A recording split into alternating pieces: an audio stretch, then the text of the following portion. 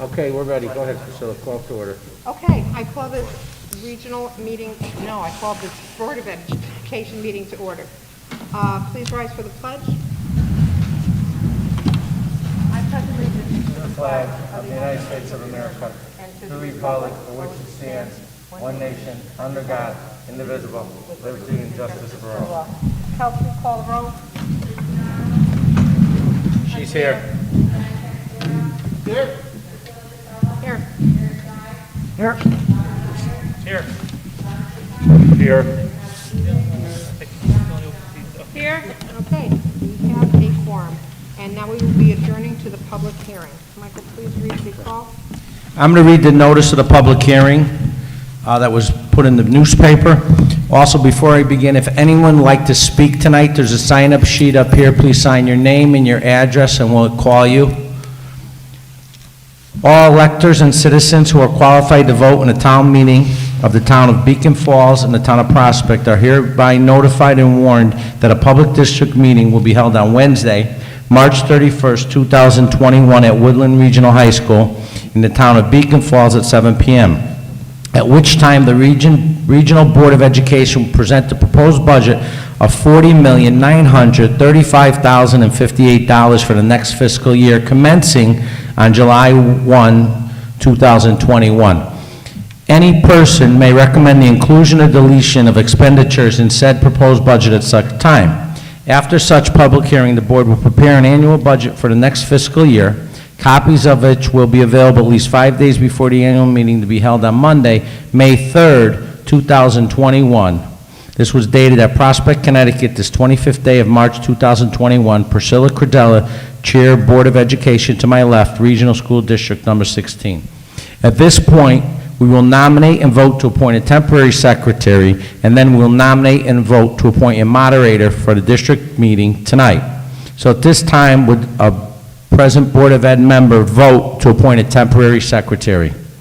I'll nominate Kevin Trump to be a temporary secretary. Nazi first. Robert Dwyer a second. All in favor? Aye. Okay. Kelly, you'll be our temporary secretary. This time, we're going to take nominations and vote to appoint a moderator for the district meeting. I'll nominate Priscilla Credella to be the, No, Robert, Bob. and I'll nominate Bob Scott to be the moderator for the Is there a second? Second. All in favor? Aye. Okay, at this point, Robert Hiscock, you are the moderator for tonight's meeting. All right, thank you. What we're going to do is anybody who has signed up will hear comments, answer questions.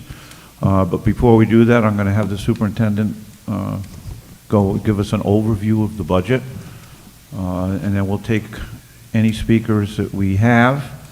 After we've exhausted the list of speakers, I'll call and ask if there's anyone else who would like to speak. At that time, we will then adjourn the public hearing and continue on with our regular meeting. The motions to the final determination of the budget amount will be determined during our regular meeting under action items, and the method for voting at the district meeting or referendum, whichever the board chooses, will be determined at our regular meeting also, which will follow this immediately. So with that, I'll turn it over to Superintendent Yaman to give us an overview of the proposed budget. Thank you, Bob. This will be our fifth workshop meeting, well, fourth workshop in our budget meeting. We've modified the budget from the first February meeting where we started at 0.75%. Meeting after that, with the number of outplaced students, we went to 1.42. Coming into the meeting tonight, we're at 0.5. So we've made 3 adjustments to the budget. We've tried to keep our budget aligned to what we believe is important, which is quality education and safe and well-maintained schools. The Board of Ed established their goals, which we've still had in place. We were looking at them in our district strategic plan. With the year last year, we weren't able to come back, but this year we'll look at them again. However, I think there's still very strong goals. There's 4 of them. Culture, where all students can learn and have high expectations. Achievement, where we clearly articulate and implement the pre-K, kindergarten to grade 12 curriculum that's vertically aligned, rigorous, and relevant. Communication that is purposeful, clear, and concise. I think I've had more communication from my office in the last 6 months than I've had in the last 6 years here in Region 16. So communication has been critical, just as the administrators have done the same, instructional leaders. It's been very important for people to feel safe with what's been going on with the pandemic. And finally, why we're here today, which is fiscal, to be fiscally responsible, but also to support spending for classrooms, teachers, support staff, academic, extracurricular, and maintain the physical plant and equipment of our schools. I think what we did a couple years ago is we started giving a budget to the Board of Ed that wasn't just the superintendent's recommended budget, but it was superintendent and administrator's recommended budget. It's really a collective and collaborative process, and I think with the addition of Tony, our business director, I think he's done a tremendous job. I think the administrators are very involved in the budget. We come back a couple times. We talk about where we think funding or the resources is more important, and this year was no exception. So as we come today, our Region 16 administrator recommended budget is an increase of 0.05%, $203,656, consistent with what we did last time. There are some highlights. It is a lean budget. I think that has to do with the fact that a lot of our initiatives that were put in place last year were kind of on hold the year before because we did leave school last March 16th and didn't return until this school year. So, you know, it's kind of like we've been in mud moving along really slowly for the last 18 months. But we do have a new math program that we put in place last year, which was Bridges, and we're doing a lot of professional learning. And for next year, we have 2 math curriculum programs for the high school and the middle school. We also are committed to full implementation of our social emotional learning programs. We did put them in place this year, but with the way school was, with advisories, with students that were in half days, or with schools being closed down, I think it was a little challenging. As you know, we contracted with Yale, and we brought in Ruler from pre-K through 5, and we brought Choose Love in from 6th through 12th grade. So we're excited about that. We continue to have small class sizes. We've upgraded our technology, and over the course of 2 years, we're going to have close to $1 million going into upgrading devices and technology. And Mark Perino, who's our new director of facilities, has been a tremendous addition.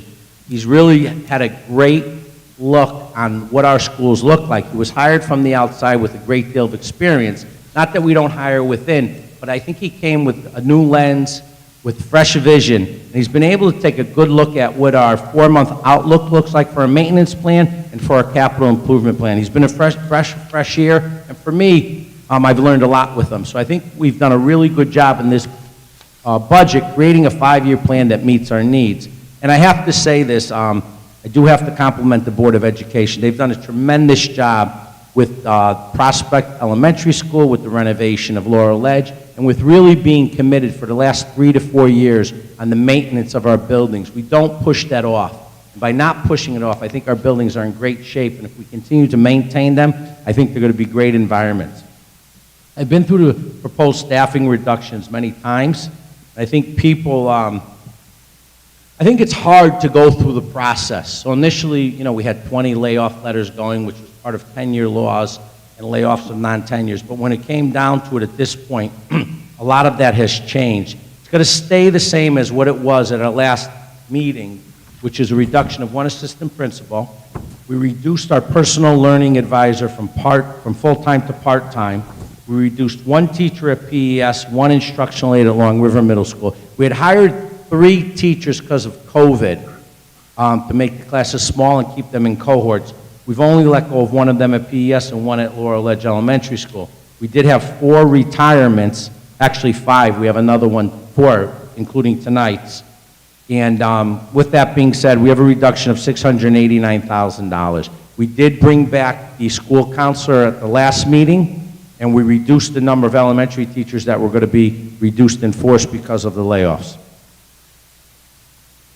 Our enrollment continues to decline. I did put an updated enrollment in today. We were at 2,007 students, which is a little higher, I think, than what we started the year at. But we do anticipate declines in the next couple of years, because as our larger graduating classes graduate, we have smaller classes coming up from 5th grade. I think this is an important slide when we talk about voting.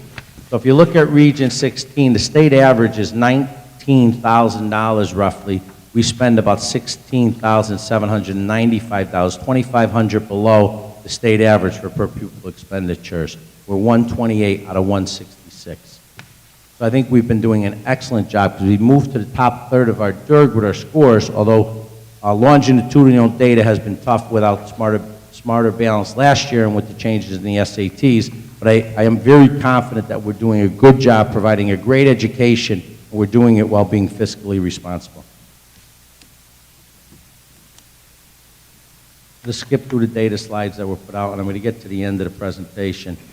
So this is the budget that we're proposing, which is the $40,935,058. Of that, we reduced the special ed and adult ed grants. We less the interest income and less the use of school fees collected. From that, we come over to the total net expenditures. Beacon Falls has 704 students, Prospect 1,283, which breaks it down to 65% of the budget Prospect's responsible and 35% Beacon Falls is responsible. With that being said, Beacon Falls will have a reduction of $639,734, even though there's an increase in the budget, and that's a result of the change in population. Prospect will have an increase of a 4%, which is $821,927. That's the presentation. I think it's been consistent going along. Any board members have questions before I move forward with the public? Anybody from the board?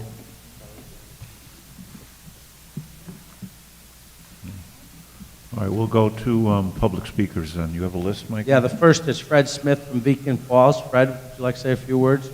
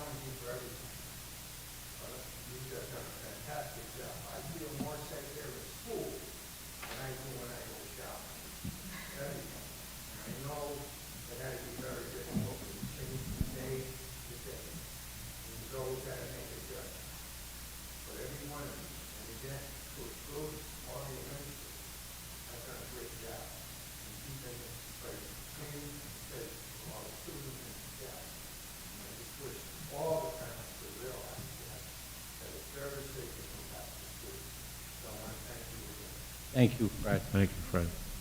Dino Varelli, Beacon Falls. Absolutely, Dino. If you stand, we'll hear your voice. So I have a couple comments. I think there's anyone else here. So I live in Beacon Falls. I have 2 kids at the high school. And I also have had interns. I'm also the founder and CEO of a nonprofit group that was based there in Beacon Falls, but it's in Seymour. So some of the folks in Prospect may not know. So we've had interns. So my first comment is about the intern program. I know there's been a correction to the budget that Mr. Stave is now going to be part-time. It was eliminated. But I have to say, as a parent first, not every kid is designed to go to college. And I know Mike put up a stat about SATs, which I'll talk about in a second. But eliminating this position, taking it from full-time to part-time, is a disservice to the kids at Woodland, whether they're from Prospect or Beacon Falls. Doesn't matter what town, one region, right? We talk about that a lot, so I'm just going to say kids. that this position stay full-time. Because kids may not go to college, and these internships, this guy worked with us at my foundation, brought kids in that actually helped our foundation with real work, not licking envelopes. They did plenty of that, but they actually did real work. And kudos to Jim and the administration at the high school for working with him to build that program, because he spent about 3 weeks interviewing myself and my staff about the internship program here at Woodland and what that's about, and for the safety of the kids and what the kids were going to get out of it. So that program should stay full-time. To do it for part-time, no one does anything part-time fully to 100% of the capability. And if you have kids here in this region that aren't thinking of college, COVID has put a big disruption in our kids' lives, not only from an academic standpoint, but an emotional standpoint, and thinking of every kid's going to go to college. I know every parent strives for that. But maybe that's not a reality now for a lot of our children in this district. So it's a disservice to the children to have someone part-time in that job. That's my first statement. Second statement is the budget line items. I've been very vocal on social media. I don't know Eric Joseph, or is it Eric Day, or who's it? Eric Nye, Eric board Dyer. member. Okay, thank you. From Beacon Falls. Rob Dyer, I'm sorry, Rob Joseph, I guess is his name on Facebook, on one of the pages. I want to know, and I'd love to see, where the line items are of what was budgeted last year and what was spent. It's great that you guys show all these numbers of what we're proposing, but what are we spending? And there's simple math here. And this is my second question. There's a surplus. Every year, and I know you guys don't have to take the time to do it tonight, but you guys have the ability, or Mr. Yaman has the ability, when there's a surplus, to put it in this slush fund. I'll use that term. Whatever the percentage is. I don't know where that math comes from. I know it's from the state. But why is there a surplus? I know I got answers, well, it's because of teacher contracts. Or there's a surplus because of COVID, we didn't spend this. And then we're asking for another $200,000, and there's teacher contracts, there's health insurance. Well, who negotiated those contracts? Why is there an increase? I just heard we're getting rid of 5 staff. Okay, so we had 3 that we hired, but then we let 1 go, so that's, my math is right. 5 minus 3 is 2, right? So why are we getting an increase of 200,000?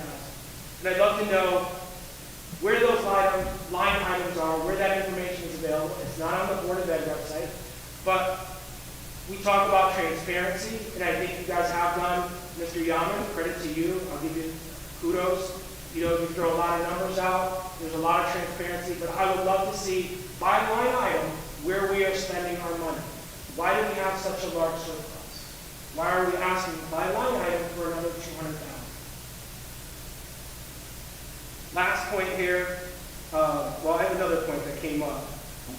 You talk about S&T, but if you look at the numbers, so cost per student, and this may sound a little contradictory, but cost per student, we're spending less than the state.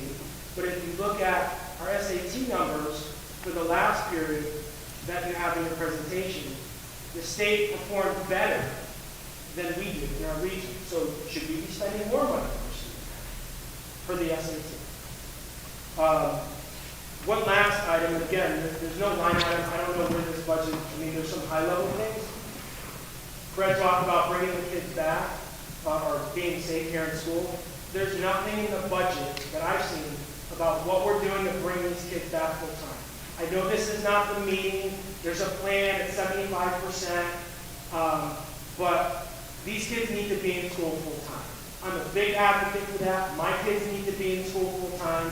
Where in the budget is there money to make sure that we can bring these kids back full-time safe? You guys have done a great job with safety protocols, all this. I've heard, well, school too small, too deep. We'll go out and buy classrooms. Go buy portable classrooms. I'm sure parents would rally around going out and spending money for portable classrooms. Put tents in the football field. I've heard other districts, in the state are using outdoor facilities. I've talked to friends in Fairfield that are teachers at Fairfield Ward. They put tents in the quads because they wanted the kids back. Why? Because the kid killed himself. And that's when the Board of Ed decided, oh, it's time to bring these kids back full time because they are suffering emotionally and they are suffering academically. Thank you. Thank you, Dino. Thank you. Anyone else from the board before we move to the regular meeting? Any other comments from the public? Any? You want to come forward? Come on down. Say your name and your address. Okay, I'm John Totaro, and from 43 Buckingham Drive. Prospect? Beacon Falls, Connecticut, sorry. Sataro? Yes, sir. So, I just wanted to come to speak about Mr. Steib and his position, and I'm here like in defense of his position, because I really want to talk about how he helped me and my friend Sylvia here get our internships and everything we did, and I feel it made a big difference for me, and I think his position is something really important, and I should stay here. And so the one thing I want to talk about is like his position switching to part-time. I just don't think it would be the same, because I was able to walk in at any time of the school day, right into his office. He always was there. If not, I could easily get in contact with him, and I could set up the internship. I could speak about a scholarship, and I feel that him being there part-time would make it very difficult to get in contact with him. I just think the things that he was doing can't be put down to that small of a time frame, and a lot of us would be at a detriment from losing that. So, on behalf of Sylvia too, she had an internship where she went to the Danbury Hospital and was able to help in the maternity ward. And she was able to wash a baby, give it its first bath, everything like that. And that's just a rare experience that I think Mr. Steib's large aspect of being able to speak to his contact is something that someone else can't do. Because she even spoke to other people at our college. I go to UConn now, and people there who have been at the college for 4 to 6 years say that they barely had those types of experiences in that long. So I just feel like him being gone or even a shorter time is just not enough. And career is something that all of us need. And it's more important than even sometimes math or science in my own opinion. But I think the other thing too, I have a few notes here. John, what year are you? I just want to know. I'm a freshman in college at UConn. Oh, you're in college. Yes, I just graduated from here in 2020. And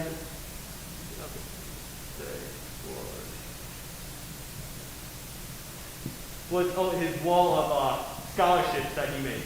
Because I use those, and I was actually able to get awarded around $2,000 of scholarships from that entire wall. He has them. He goes in there, he sorts them by your which different majors you're going into, and that's just something he spends countless hours on, I can imagine. And there's always new and updated information there, and that's why I'd really like to just come to speak for him. Is that in the guidance department or the career center? It's in the Career Center. Thank you, John.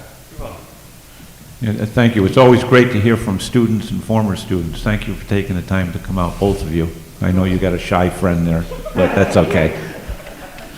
All right, anybody else from the public that would like to speak? All right. Another comment over here. Hi, Tracy Hussey, 11 Boyle Road. Hold on, Tracy, I'm sorry. Right. Sure. Can you spell your last name for me? Hussey. Okay, from where? 11 Swan Hill Road, Beacon Falls. Thank you. I just wanted to say thank you to the board for reconsidering the school council position. Thank you very much. Thank you. Yeah, you're welcome. We do try to listen to the public and what they have to say.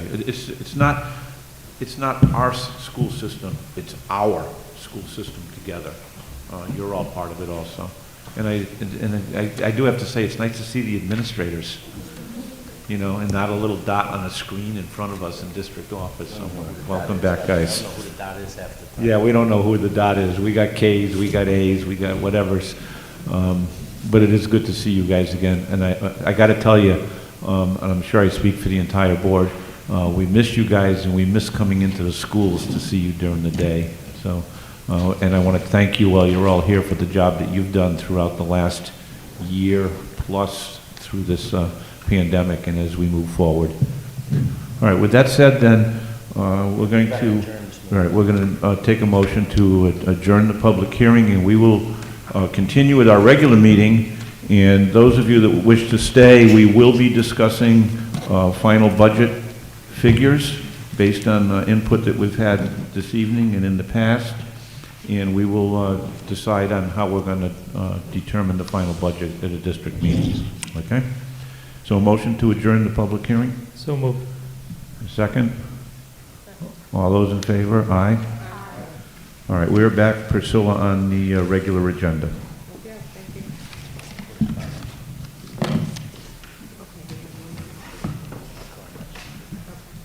On correspondence, we have nothing. Treasurer's report, Leslie? Balance of the general fund today, $4,911,735.96. The next invoice is total $443,917.14. General fund, $443,917.14. Federal, state grant, zero. Adult tax, other grants, aesthetic fund, zero. Capital, non-recurring projects, zero. Thank you. Student reps, do we have Kaylee or Gavin? No, they're not on tonight. One was coming out of quarantine and something else with Kaylee, so they were not Okay. going to be available. No problem. Kurt, do you have anything from high school? No. Okay. Exemplary people? Okay, reported superintendent. My report will be fairly quick. I mean, we just met 5 working days ago. Basically, we were at a great spot. As of last week, we had no COVID cases. There is a little spike right now, and we have 5 teachers that are positive, and we quarantined about 30 students. The valley itself is up in the state of Connecticut, but we're hoping that by the break, things settle down again.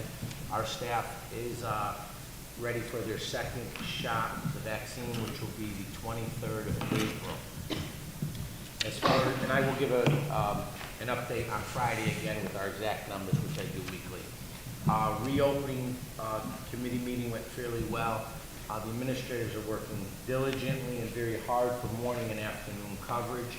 We did send an email to all non-certified staff, and we offered them an extra hour a day of overtime to help cover the students.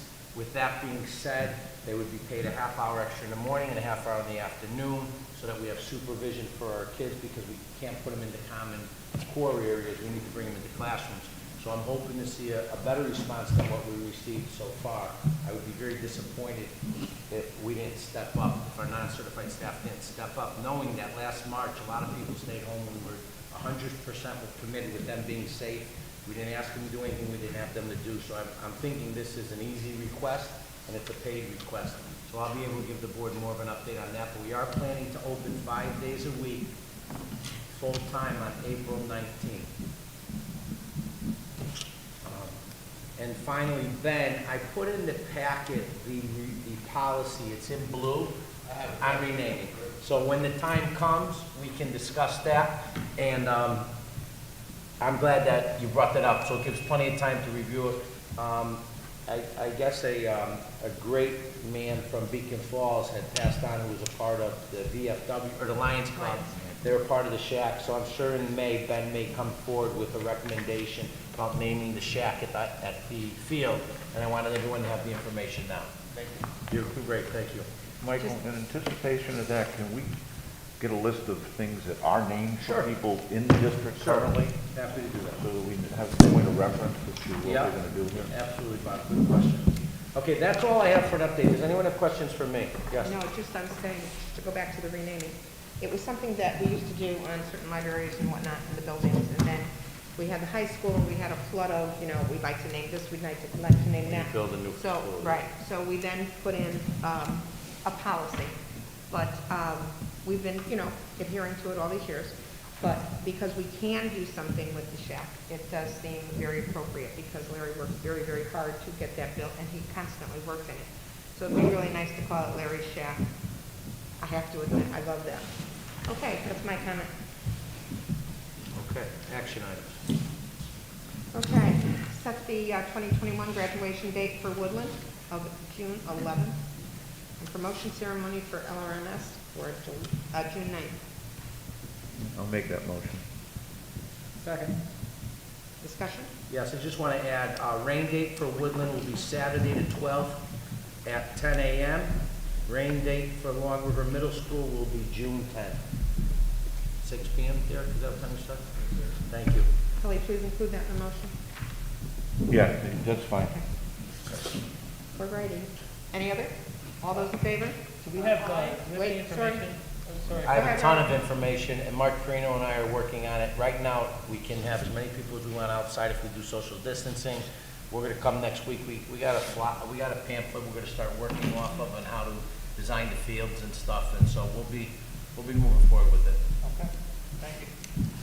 All right. I'm not saying it won't change, Robert. I'm sorry, but that's No, where we are I'm right just now. wondering if we're talking an in-person event with parents In being able to person, come. outside. In person, outside. Hearing no other, all those in favor? Aye. Opposed? All right, carries. Act to hold the annual district meeting at Long River Middle School on Monday, May 3rd, 2021, at 7 to vote on proposed school budget for 2021-2022 of $40,935,058 by a voting method determined by the Board of Ed. Which is a show of hands, I think he said. Okay, but do we have to have the amount in there right now? Yes. So vote and then go for discussion. Okay. What do you want for motion here, Priscilla? Well, we could put it into the discussion, but then we'll have to dump the emotion if it goes. All right. No, you can just, no one's made a motion. If you want to have, But I have to have a discussion on something, so let's put it on the table. Yeah, I say put it on the table, make a motion and Let's have put it a on the discussion. So you want to reread it? Act to hold the annual district meeting at Long River on Monday, May 3rd, 2021, at 7 p.m. to vote on proposed school budget for 21-22 school year of $40,935,058 by a voting method determined by the Board of Ed. Which is a show of hands at this point. We are going to put that in there? Yeah, and then you can change it. Okay. Which will be a show of hands. Correct. Okay, that's the whole motion now. Somebody? I'll make that motion. Second. Okay, so Robert and Leslie. Okay, discussion. I have discussion. We've heard a couple of comments tonight about the career counseling position at the high school. And 1 week ago tonight, I was going along with the part-time position. But then I started to ask a few questions. And I guess before COVID, we were doing basically about 60 internships. And what I'm afraid of in a program that we're trying to grow and increase kids' views and options, this probably is not the best year to try and make a cut like that with the fact that there were so many that have dropped off this existing year. So I think it would be beneficial to the students if we put that back to full-time. Budget-wise, it's only going to be It's $50,001. It would change from .50 to .62. It would go from $4,935,058. what was the new figure, Michael? 40 million? It's another $50,000. All right. So it would be 9, 8, It would be 5, it would be 40,985,059.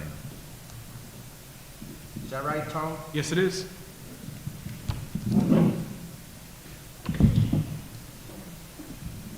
Michael, that just sounds like it's not really speaking to what Priscilla's saying, right? I mean, if there's a need, shouldn't we match it with, no matter what that financial resource is? And so, I'm just. What's your question? I'm So sorry. I'm just kind of on the fence right now, like, yes, that would increase the budget, but don't we have that need? I mean, for everyone that came in here to speak, there's people that also didn't come in to speak that feel that way. So I'm just kind of on the fence, and I guess I'd like you to speak more to how we are going to grow that program in a half-time position.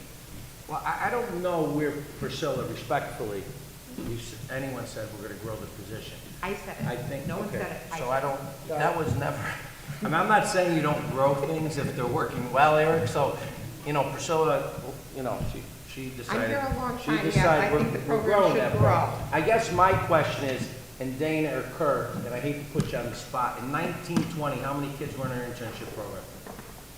Do you know? 57. And, okay, so we're 57 in 1920. How many do we have this year? Or this year was, we This year. All right, how many do we have in 1819? 45?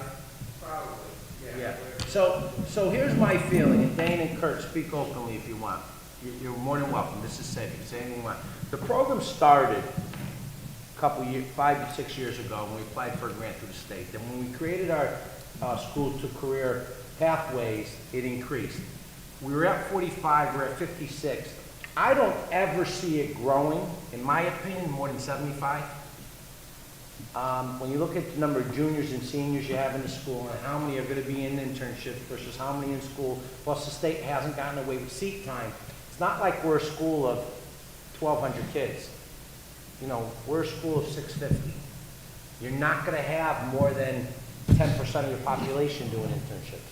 So I don't know about growth. I love internships. I was a huge advocate of the career pathways, the manufacturing and the health pathway, and I believe in internship. I believe kids in January of their senior year should have to do less seat time and be more out in the environment. I don't know if this position going to half-time is going to hinder that. I honestly, I'm on the fence with that because a lot of what Jim does are things that guidance should do. For instance, a scholarship board is the responsibility of the guidance department, not the career center we built for him to be in. So there's a little bit more of a history to that. However, it's the board's decision. Do I think it hurts the program if we don't keep him full-time? I'm not sure. I don't think it'll ruin the program by any means. And when I try to evaluate staffing and where we are, I think the job can be done part-time if you have someone good that does it. And I'd be lying to you if I told you if I know what Jim does over the course of the day. I don't know when he comes to school, when he leaves. I don't know what meetings he has, Eric, so I can't speak to that. That's kind of, you know, my nickels on the conversation. Yeah. I've had an internship program. I agree that not every kid is able to college. But when it started as a part-time position, and then we made it full-time, there was additional capacity that were being taught by the person. No, he does not teach, I don't believe. No, he never taught. So there wasn't additional duties or anything that were added. When he was hired 5 years ago, he was part-time for 2 years and then full-time for 3. That's correct? So the additional work from going part-time to full-time, that's what I think we need to evaluate, what that work is, and if it can't be done with a part-time, back to a part-time position. So that's where my kind of question decision comes in. And what I'm saying to that is, and I understand that, and we should evaluate, but I don't think by cutting it, going into a year where we just had COVID, where we were not able to run that program. We have juniors that would, I'm sure, would like to do it in their senior year, and I don't want to hinder the sophomores. So I think this is not the time to cut it.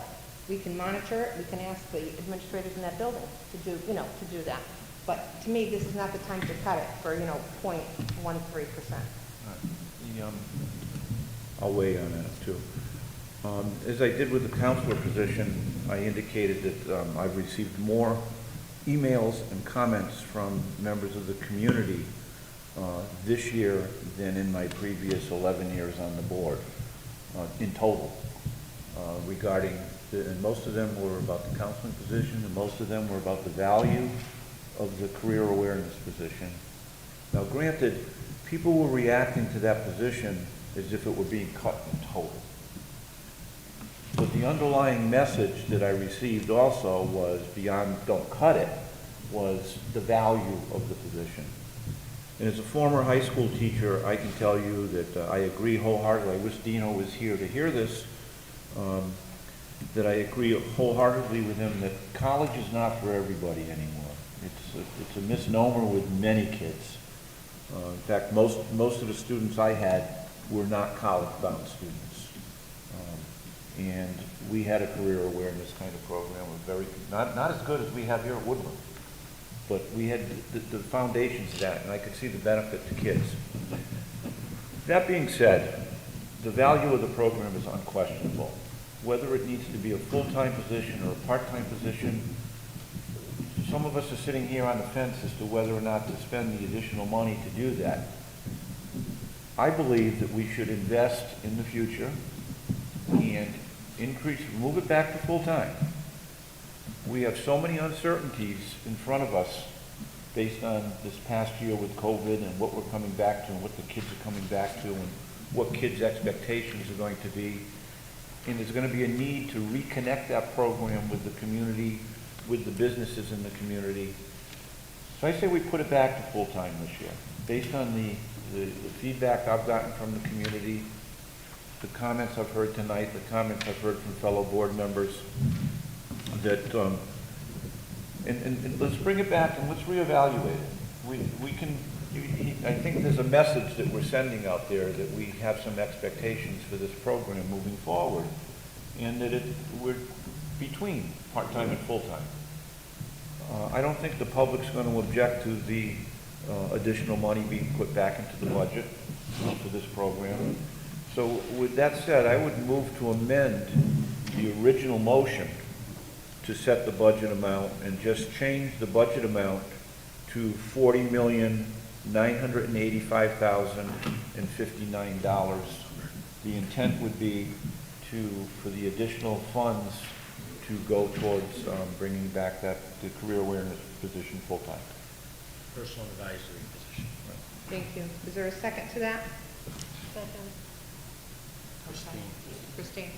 Yeah. Is there any other discussion? I just have a question. Michael, are the career pathways that were created, are those run through that? No, no. So those are independent? They're independent. Christine? He also does other stuff. I've seen emails all the time through Schoology with resume, how to build your resume, interviewing techniques, and he does a lot of that kind of stuff as well to get our kids prepared for school later too, which I think is, All good stuff.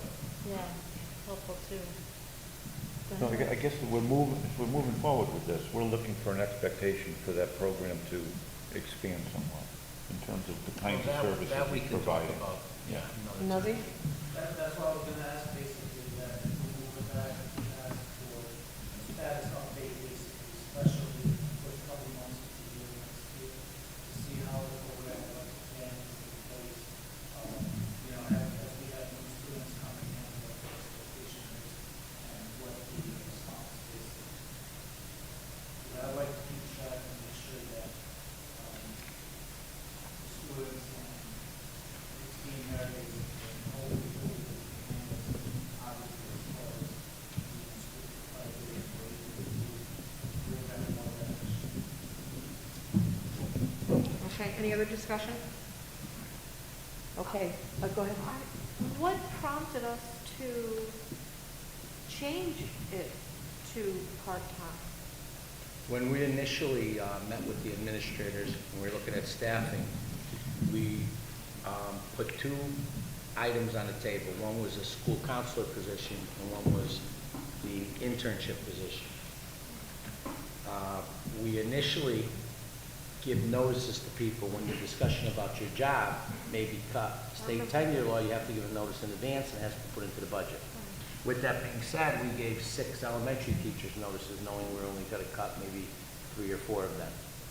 The idea of the personal learning advisor position is if we kept the guidance counselor position, we could reallocate that guidance counselor to possibly work at the high school part-time in the internship position, and then maybe support Prospect Elementary, which is our second largest school.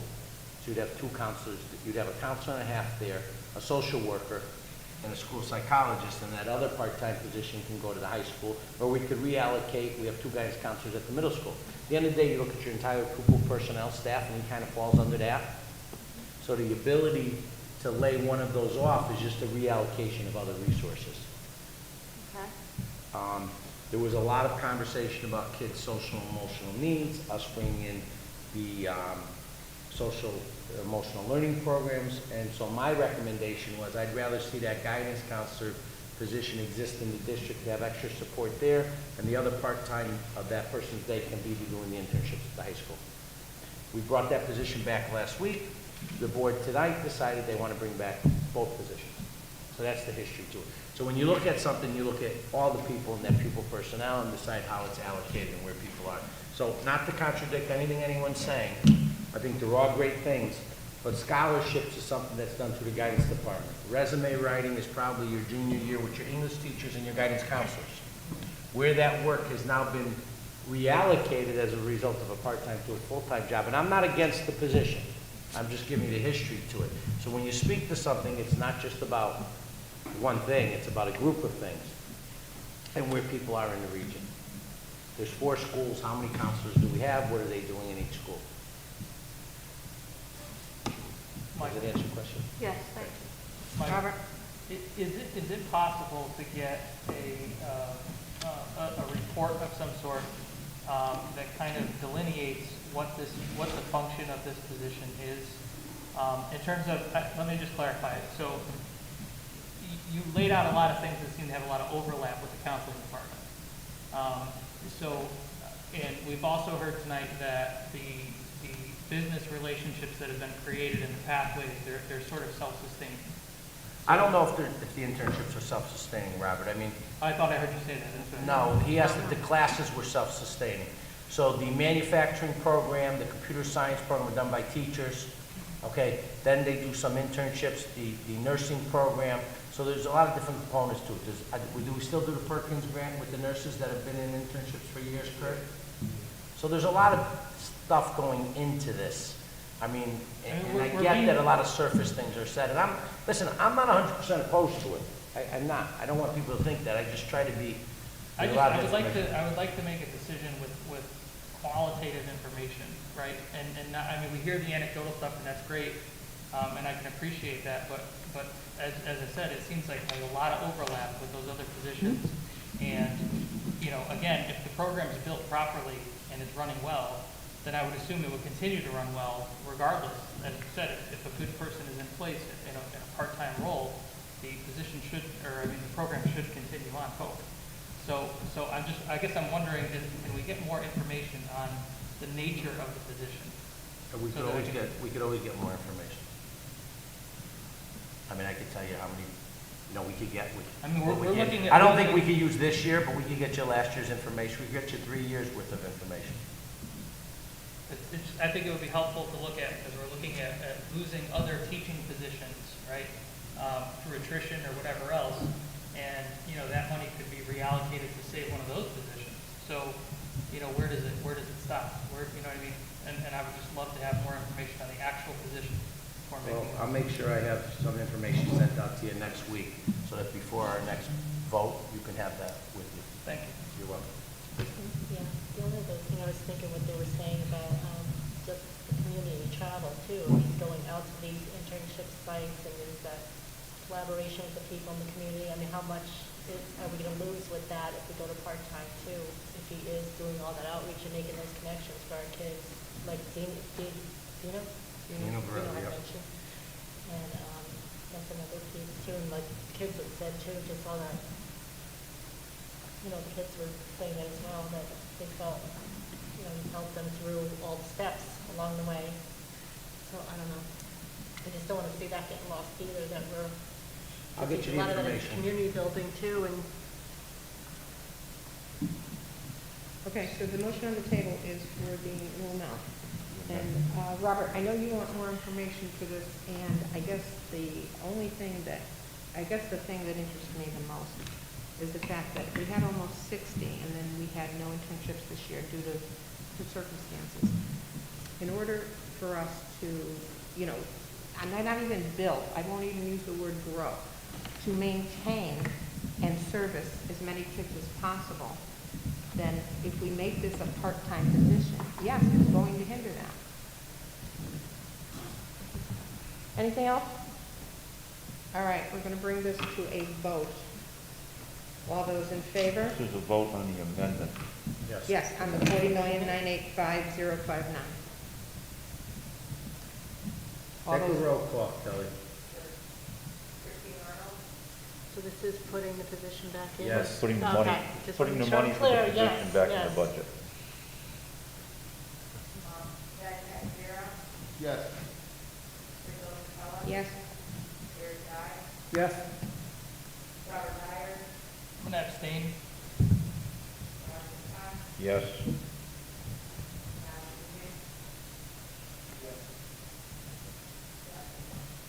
Yes. Motion carries. Okay, act to approve authorization funds for mailing signage for the, And you gotta go to the main motion now. That was the vote on just to change the amount in the original motion. You gotta Oh, vote I on thought- the main motion to set the meeting and all that. no, I thought because you made the motion, we changed the amount. Remember you said? No, that was moved as an amendment to the main So motion. read it again with the new amount. You have it Act to written down? hold, yeah. Act- All right, act to hold the annual district meeting at the middle school, Monday, May 3rd, 2021, 7 p.m. to vote on proposed school budget for the 21-22 school year in the amount of $40,985,059. Okay, go ahead, Kelly, please do the, vote. Say all in favor. Aye. Aye. Aye. Aye. Here. Abstain. Aye. Aye. Okay, I'm sorry. I have a problem. You gotta read by show of hands. I know, sorry, it's not here, but all right. Well, it's understood it's in there. No, it was The added, The remember? motion included that we're voting by a show of hands? With show, yes. Yes, okay. Is that how you have it written, Kelly? Yes. Okay, then it's a go.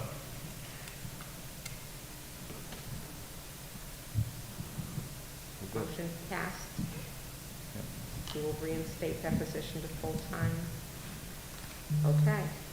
Act to approve authorizing funds for the mailing and signage of the budget advertising not to exceed $2,500. Second. Discussion? All those in favor? Aye. Opposed? Okay, carries. Act to accept a teacher's letter of retirement.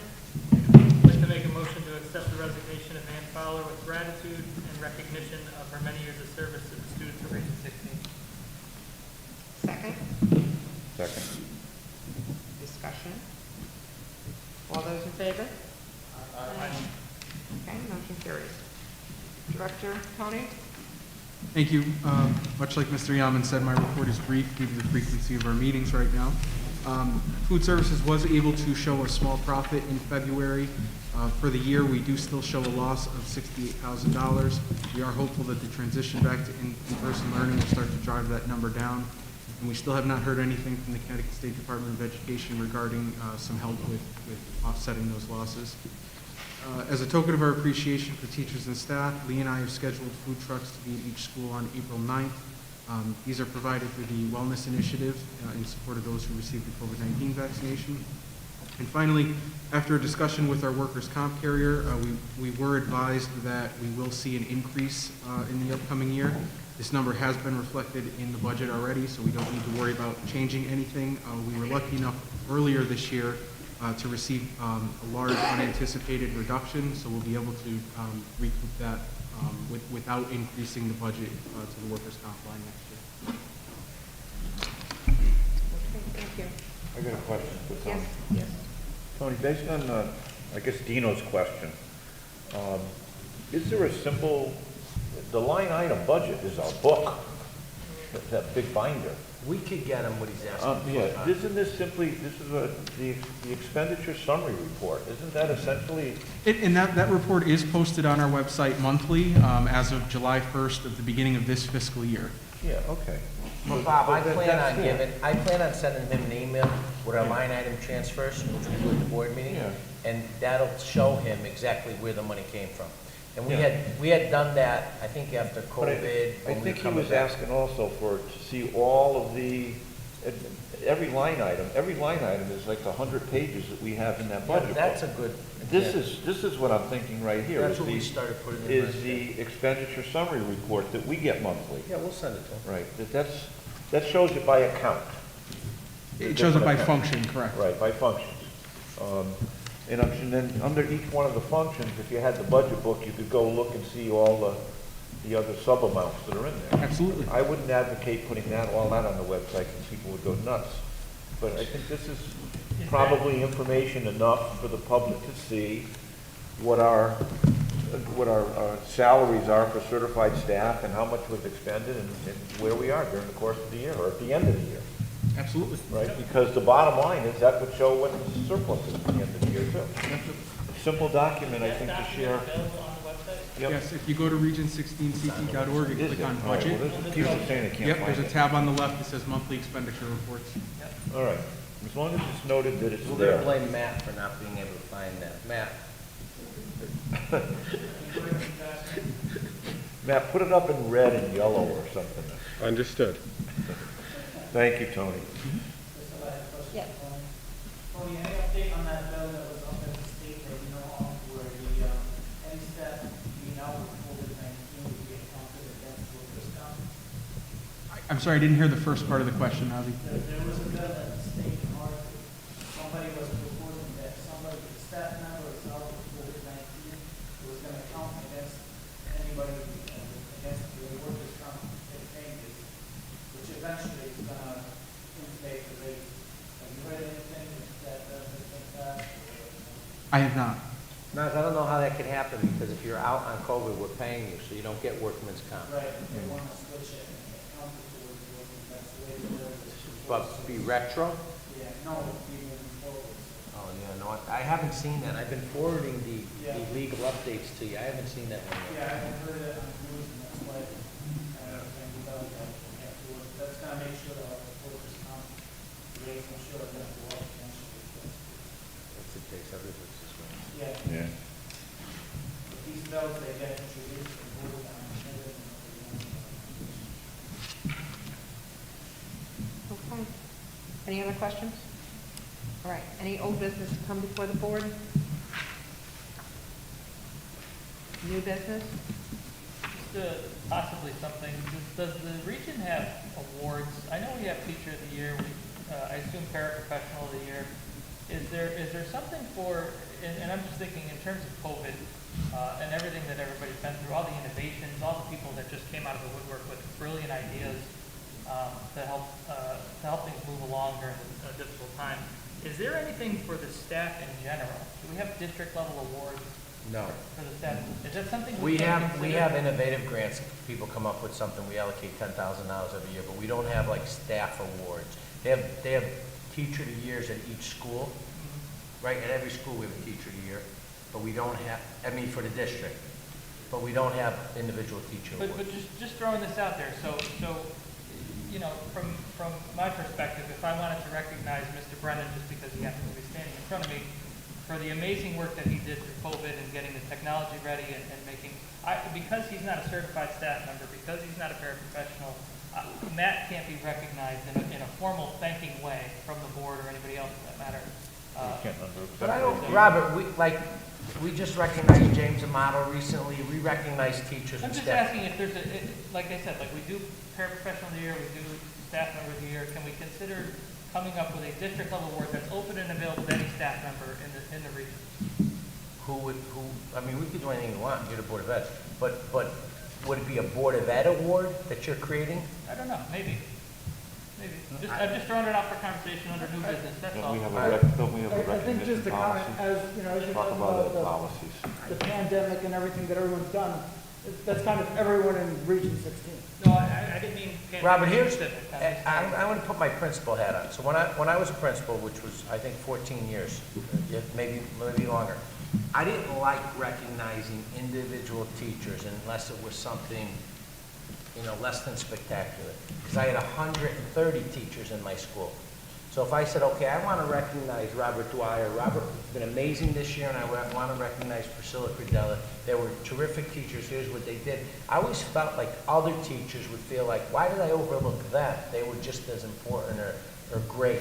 So I think Teacher of the Year is great because parents select them, we put a committee together and everything. Just to pull out certain teachers, I, as a principal, never liked that.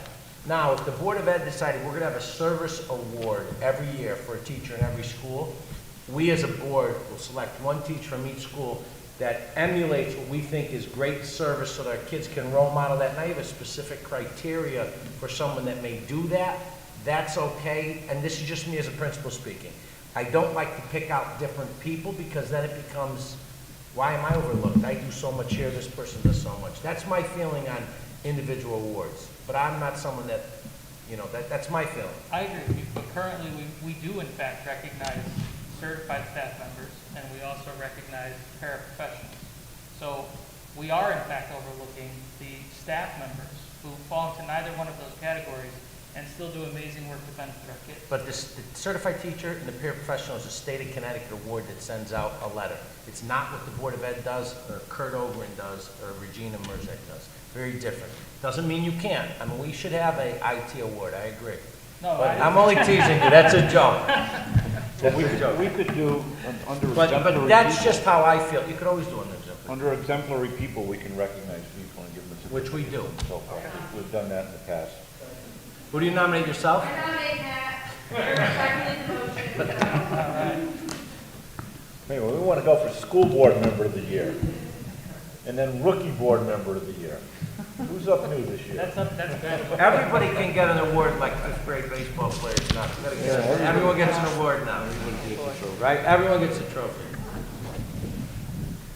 Buy everybody a t-shirt. Okay, any other new business? Items for the next Board of Ed agenda? The next Board of Ed meeting is the 21st? Yeah, 21st. I'll have that information for the 21st as well. Okay. Do we have any announcements? The Woodland National Honor Society members read to, the elementary classrooms, that's right, for Read Across America. I love those little pictures. The enrollments in your packet, committee reports. Personnel and negotiations. We did meet on Monday. We have not come to a consensus. We are going into mediation at a future date not set. Facilities and transportation. The meeting on the 21st, curriculum, there's a meeting on May 12th. Policy committee, there's a 21st, there's a little bit of an overlap, but we got a lot of policies, so I started that meeting at 5:30. And then there's the minutes from the parent advisory council in your packet. Okay. Curriculum committee. Meeting on May 12th at 6. Policy committee, meeting on 4/21, 5:30, we just said. Public communications. Technology. Nothing right now, but we'll probably have a meeting after the graduation. Okay. Recognition. Liaisons hasn't been. And the PAC, you met with them, correct? Minutes on your folder. Okay. Anything else to come before this board? Just some general questions. I'm understanding we're going to be planning an outdoor graduation this year? Yeah. On the football field? Yep. Or something? All right. And have we, since it was in the news tonight and it wasn't our school, regulations for proms or anything special that's going to get parents up in arms over? I don't think so. So, the prom's going to be a line worship. Okay, So it's an outdoor prom. all right. Based on, right now, we have an order, we have 200 people at the prom. We have 169 seniors, so it wouldn't be gaps at the moment. All right. So it'd be the seniors, chaperones, Well, the issues that came up, I guess, on the news tonight were party buses and, what was the other one? And outside guests, which you just addressed also. Nothing out of the ordinary, other than, okay. We'll see as things get closer to, we'll do everything we have to. Yeah, I don't think they're gonna loosen anything up, but I don't think he's gonna pull back the plans at this point. For just out of curiosity, you said the prom's going to be at Leonard Orchards and the limit is 200, so that doesn't allow for guests. Now, that's always a junior-senior prom, correct? Senior prom. Just senior. Your senior progress. Okay. Alrighty. Anything else to come before this board? Hearing none, adjournment, Move to adjourn. Bob and Muzzy. All right, all in favor? Thank you. Thank you very much for coming tonight.